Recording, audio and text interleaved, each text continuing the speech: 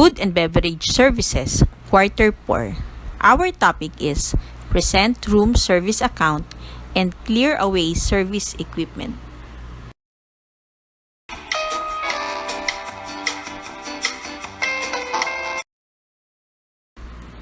Present Room Service Account. Presenting the room service account is one of the steps in providing the room service to guests, and it is one of the major important aspects of it because it is where you verify the guest order and receive the payment from them. To achieve that task, there are some steps and consideration to follow in achieving and presenting the room service account. Present room service account. Number 1, checking service documentation before presenting to the guest. Before presenting the guest bill, the receptionist or the room services staff must verify and confirm the information to those guests who are asking for their bill in the room service. Information needed such as registered guest name, room number, delivery time, account type. It is in the cash basis, credit card or charge to the account, and the total account. Number 2, present room service account to the guest. The room services staff will proceed to the registered guest name, present and explain the bill, provide a pen, and politely ask for the confirmation of the bill. There are some guests who use their credit card or charge to the account.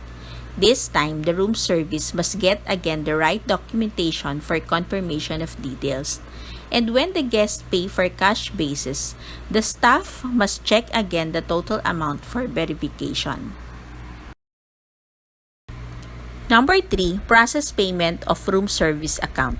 Before leaving the room, double-check again the account or the bill and don't forget to ask signature for verification before processing the account, especially in cash basis where sometimes the staff must return to give back the change for the registered guest in the room. Good morning, sir. This is Mylene, your room service attendant earlier. May I present your bill? How would you like to settle your bill? Is it in cash, credit card, or charged to your room? I will pay in cash. Thank you, sir. I will be back with your receipt and change. Excuse me, sir. Here is your receipt and change. Is there anything else I could do for you? No. Thank you, sir, for staying in our hotel. We are looking forward for your next visit. Clear Away Service Equipment.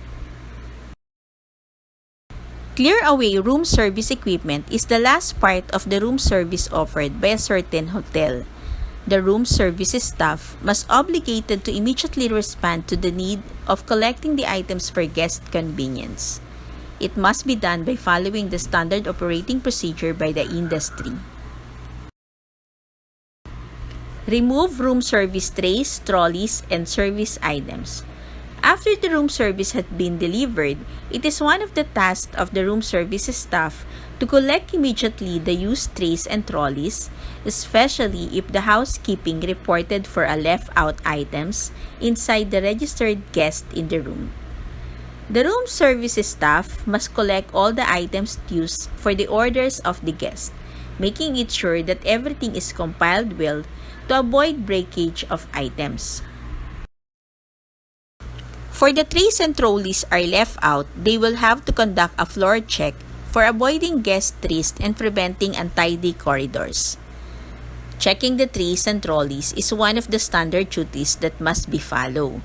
Make sure nothing left behind as getting up all the items. Return room service trays, trolleys, and service items to appropriate location.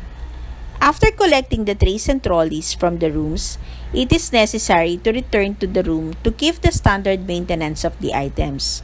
Also, considering that other guests might be requesting for another room service. It will assure for the fast service for the room services staff. The general procedure would be to unload all the trays from the trolley.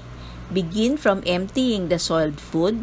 When the trolley is empty, check the condition and safety of it and wipe off any dirt and clean, sanitize for immediate use on it.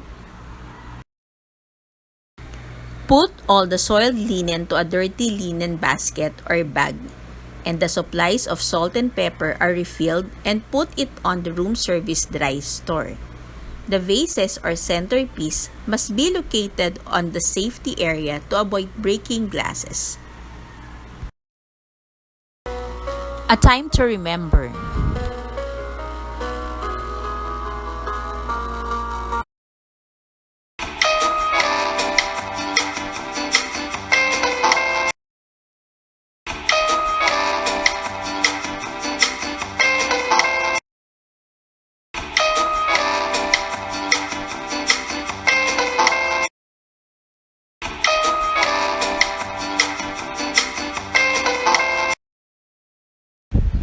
This is Maylene Huliganga. Thank you for watching.